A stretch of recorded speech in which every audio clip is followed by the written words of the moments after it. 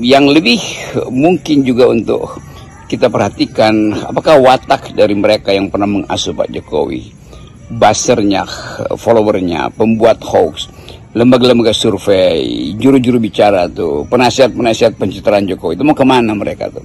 Kan ditandai betul oleh netizen bahwa selama 10 tahun ini Pak Jokowi diasuh oleh mereka yang betul-betul dangkal di dalam memproduksi komunikasi. Jadi mereka juga yang menyebabkan Jokowi itu akhirnya tergelincir di dalam kedangkalan. Kan dari awal juru-juru bicara presiden ini kan dung semua nih kan.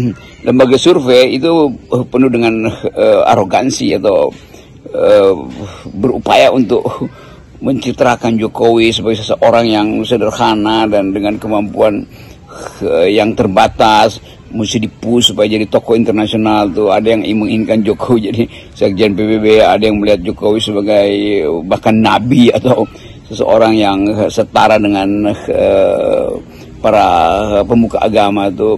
Jadi sebetulnya kebohongan dan kesombongan itu akhirnya memperoleh semacam pembalikan tuh. Jadi kenapa mereka akhirnya mulai menghindar dari Jokowi juga sesuatu yang makin mempertegas bahwa ini aparat Jokowi ini atau yang dulu saya sebut sebagai pasukan yang IQ-nya 200 sekolah itu mulai mencari pelampung penyelamat.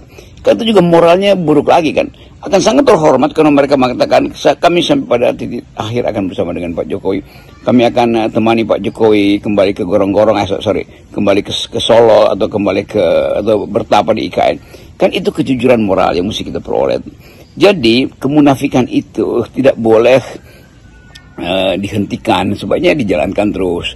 Dan kemampuan kita untuk melihat masa depan pasukan ini yang disebut apa, pasukan nasi bungkus apa itu, membuat kita percaya bahwa Indonesia bisa dibersihkan dari mental-mental koruptif semacam ini, mental-mental oportunis, mental-mental yang sekedar ingin menjilat kekuasaan, tapi kemudian berbohong terhadap hati nurani mereka. Jadi kita juga mau supaya ada semacam, ya mungkin dia nggak bisa dihukum memang, tetapi kan ada semacam hukuman sosial yang sudah dijatuhkan oleh netizen bahwa pasukannya Jokowi ini betul-betul orang dengan skala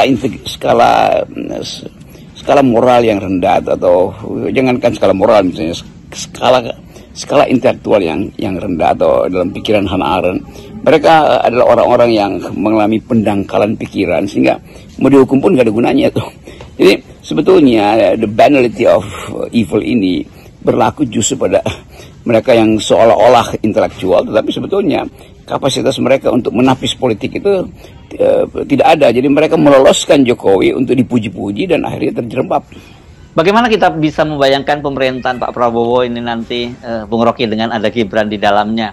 Padahal kita tahu kan Pak Jokowi ini dengan berbagai cara dia masih ingin terus cawe-cawe. Apakah masih mungkin itu dilakukan oleh Pak Jokowi, apalagi dengan sekarang munculnya skandal Fufu Fafa ini?